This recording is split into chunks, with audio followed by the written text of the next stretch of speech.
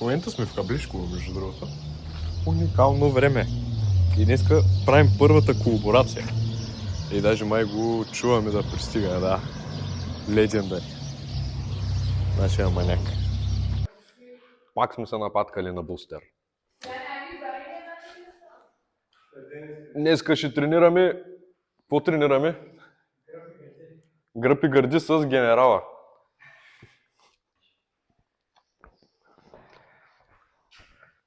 С 60 ли загряваш? Бах ти извяра.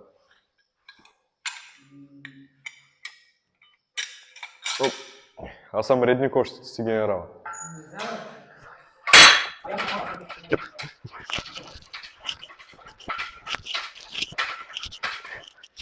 Имам чувство, че когато си в такава underground зала, гейнсът ти е по 2. Без значение с каква тежест справиш. Аз сега в момента правя с 50, имам чувство, че съм направил с 90. Нали?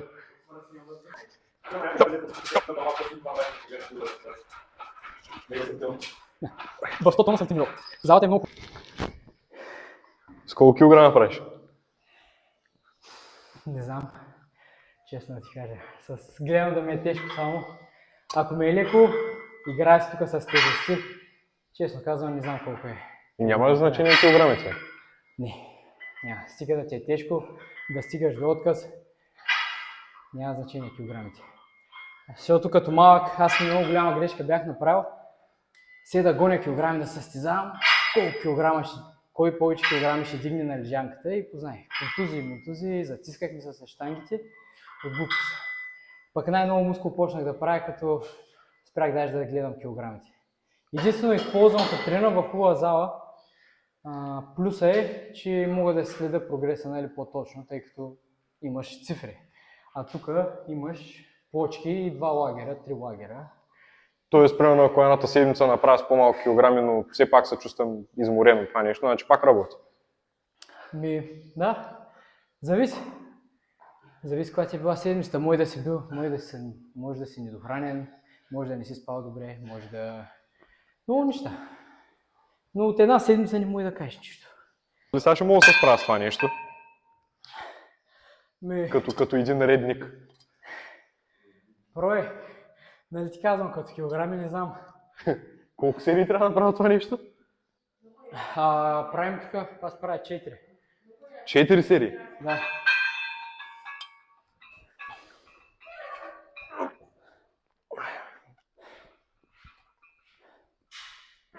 Че трябва да се нагласим хубаво.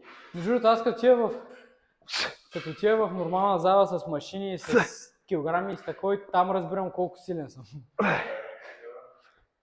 Бе, аз разбирам, че това не е леко. Някои хора, като отивам в залата и правя с много килограми, ма как така? Аз викам, ми към за мен. И аз някакъв път Чай, че направим чувство, че направя задно салто с това нещо. Да. Тук се изисква опит. Изисква се развита опорно-двигателна система. Значи не е за мен.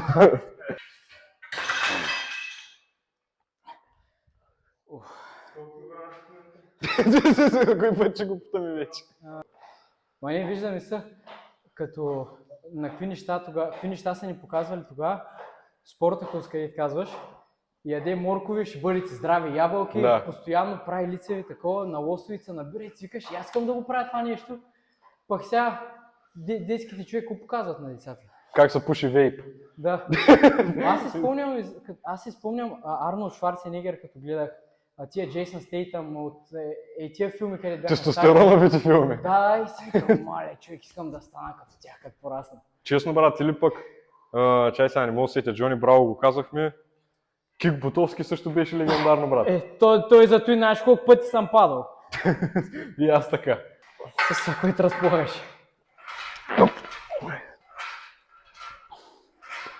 И настъпваме от това, сега от комплимента. Ма не знаех, че е на спорт, защото бях ходил към дъбните битви. И тръгвам от тук и я настъпвам яко и тя в принцип на драйкът си, нали, прямо връща една скорост, 2 скорости и плавно ускорява.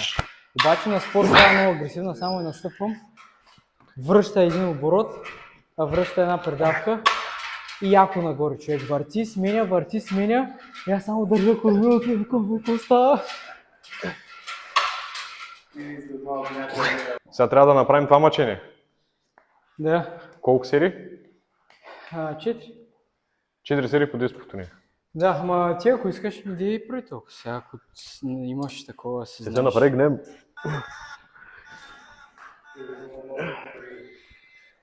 Да.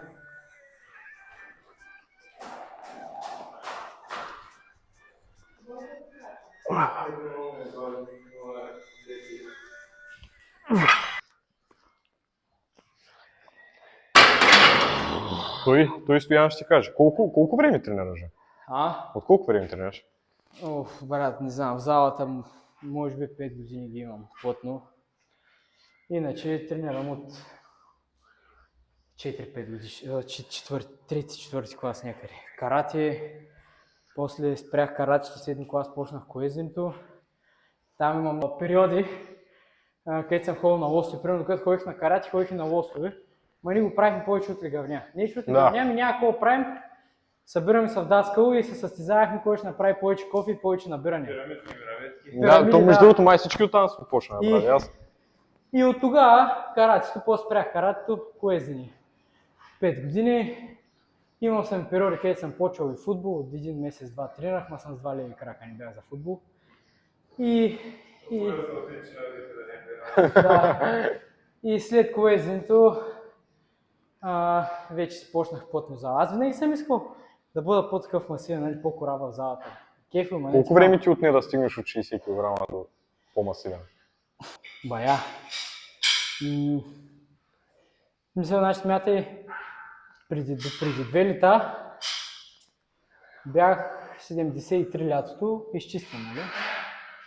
Сега съм 77, а преди 2-3 месеца бях 84.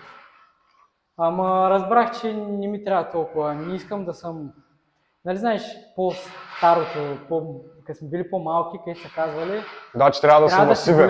Трябва да си голям, да, ама то голям да си мазен, пък мен ма кефи да съм изчистен.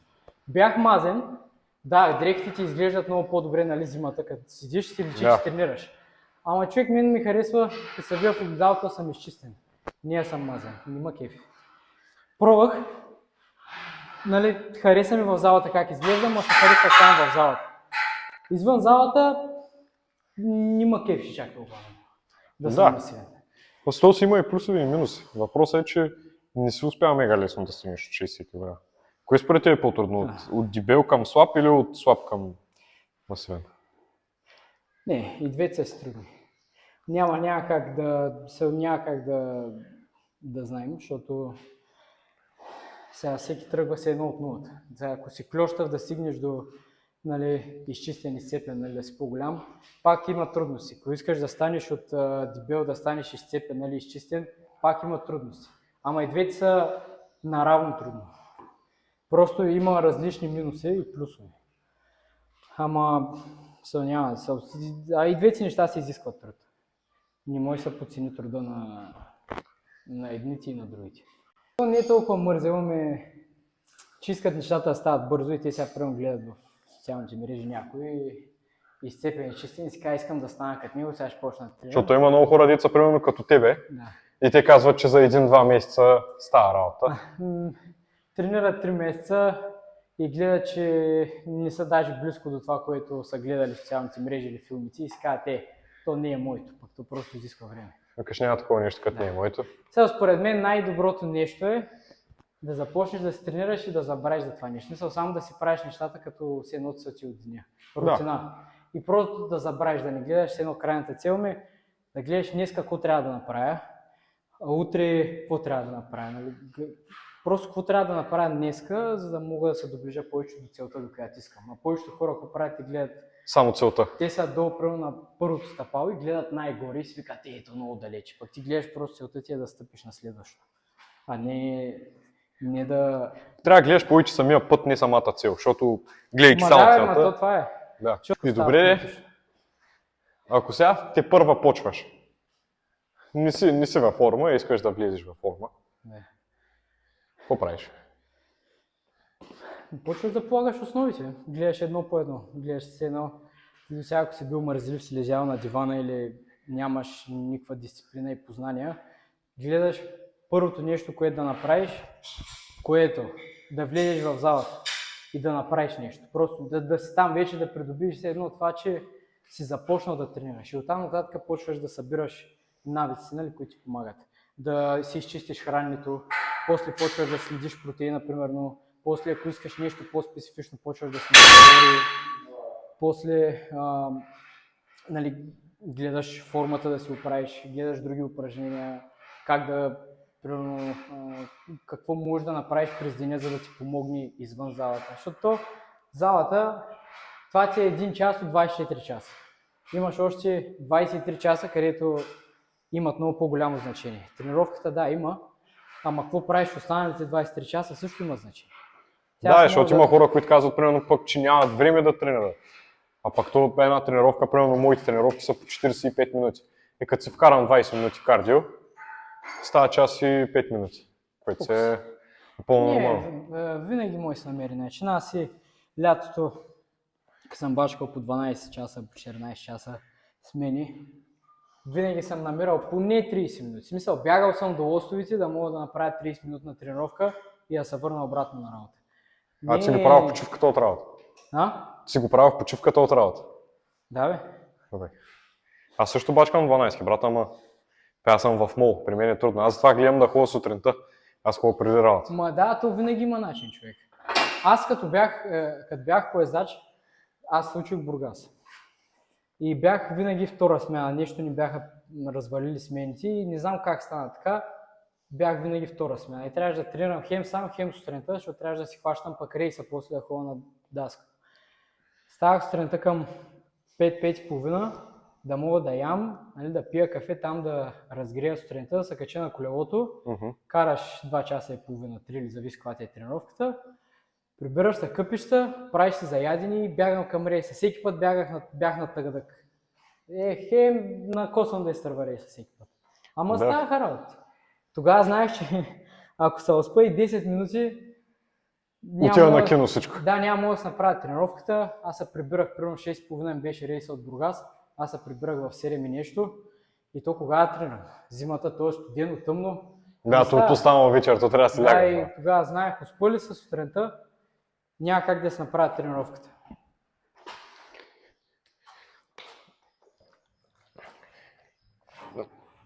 Слагаме ли ти?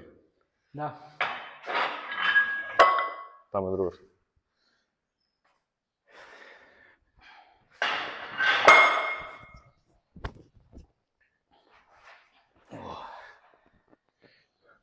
А ти от колез да ни каза, че си минал директно на залата? Да. Що мина на зала? Просто и те се погледна в огледалото и реши, че не искаш да се качиш. Не. Като спрях с колезенето, нямаше какво да правя. Аз бях свикнал сега да съм в нещо, в отбор, да съм покрай такива хора, нали? Покрай спорта. И тогава нямаше възможност едно да запиша някакъв друг спорт, такъв отборен. И единственото решение беше залата. Нали, тогава почнах с лостове и после постепенно от лятото, зимата превключих на зала, почнах зала. Защото много студирам на лостове. Ами не, исках да пробвам. Обаче ми хареса. Аз и знаех, че ми хареса. Кое точно ти хареса, брат? Самата атмосфера може би вътре в залите. Пак това, че ставаш част от някакво такова по-голямо семейство. Смисъл, винаги в залата имаш за какво да си говориш с хората, защото имате нещо общо. Може да е човек, дето кара Ферари, може да е човек, дето кара Honda Civic и тримата ще седите на едно място и ще си говорите. Никаква разлика няма да видиш в хората. Да, няма това разделение. Сега зависи в коя зала, защото... Цяловите си прав. А пък и много връзки се правят по залите. Защото, нали ти казвам, това е най-лесната, най-удобната форма за всеки на спорт да прави. Защото изисква най-малко време от всичко и може да постигнеш много добри резултати. Не само физически, да говорим и ментални, то развива и дисциплина. Да, най-вече това. Спорт.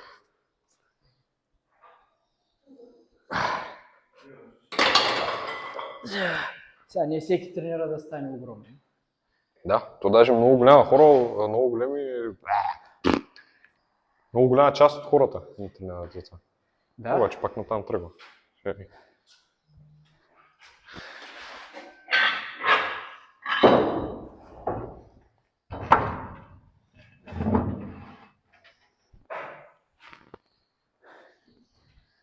да вали. Колко упражнения имаме още? Това е. Аз в момента повече такова разцъквам. Повече упражнения правя за гърди. Гърба малко го оставам, защото много доминира. Не искам да го напълвам още. Че съм станал като костенурката. Аз по време бях като костенурка нинджа. Човек, гърба ми беше с едно 80% от тялото. Аз сега имам някакви снимки. Преди. И трябваше да настигна други части. Лостовите, човек, много. Ма ние се пукахме. Кой ще правим на лостовите? Кофе и набирания. И корем. Ти колко време беше в Тайланда? 6-7 месеца. Гордо. Сравнение с България като страна? Много по-добре. Ти ли човек, такава свобода няма. Аз се пръсках там. Наистина има много голяма свобода. Няма какво да стане. Човек, караш си моторището, примерно без тениска, без каска, такова, бръмчиш си и свобода. Знаеш, че някакво да се стане. Ще спрат, ще искат пари. Това е. Защото човек, даже и да си с каска, даже и всичко да ти е изрядно, ще ти кажат, ма ти нямаш книжка. Да, само по-хубаво да не спазвам нищо. Да, какъв е смисъл? Ма то тук имаше, аз тук видях една баба с скутер мина без каска, без нищо, само да имаш тениска. Тук сега е друго.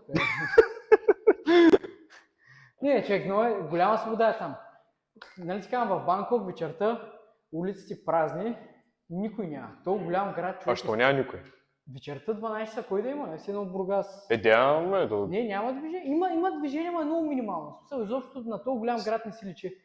И ти човек вечерта с мотора, като излезеш, на тия огромни улици, на тия огромни булеварди, ти казвам, караш и направо си кажеш, много яко. Рай. Много яко беше, наистина няма да такова. Даже на един... Освен тази свобода, нещо друго хареса ли? Всичко, човек. Природата е уникална. Плажовете...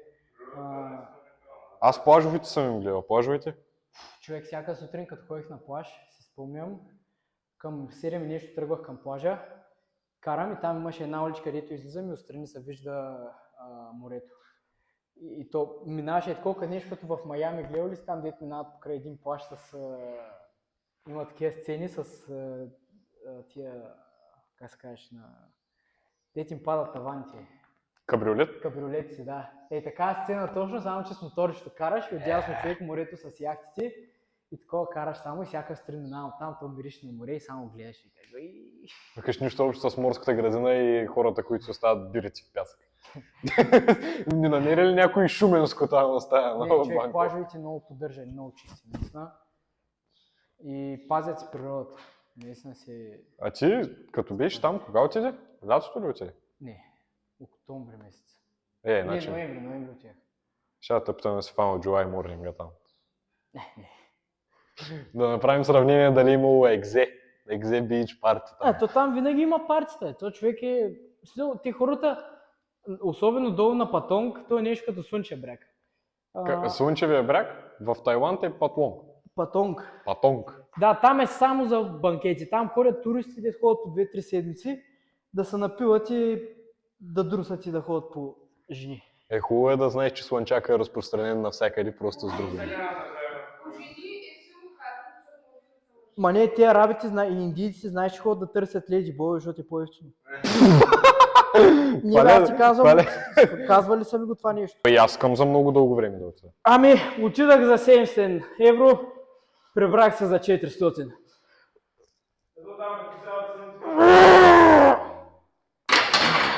Браво. Само, че Разликата беше, че на прибиране се прибрах в Бургас, на отиване тръгвах от София. Един ден спах в Италия. В Италия беше много яко, човек. Мале, в Филмичино.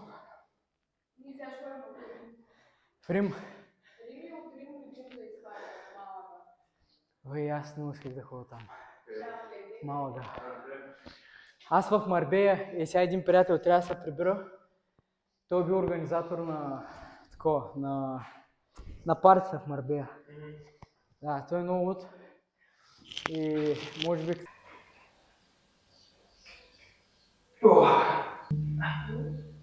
Криш камерата, бе. Има какво да съживай още. Цяло, тренировката с генерала. 10 до 10 на помпване. Какво мислиш за залата? Това е най-хардкор залата, човек. Буквално миризмата на пайжни. Имам чувство, че тестостерона ми скача с 40 поне. Минало съм всичко. Да ти кажа честно, колкото в които и заедно да ходя, винаги се връщам тук. От тук съм почнал и винаги се връщам тук. Бих се върнал със сигурност. Ще направим пак, няма. Разбрахте се. Хайде, може да го последвате, ще оставя линкове навсякъде. Така че тяната е момчето, ако имате въпроси за тренировки, абсолютно всичко може да се обърнете към него. Това от мен.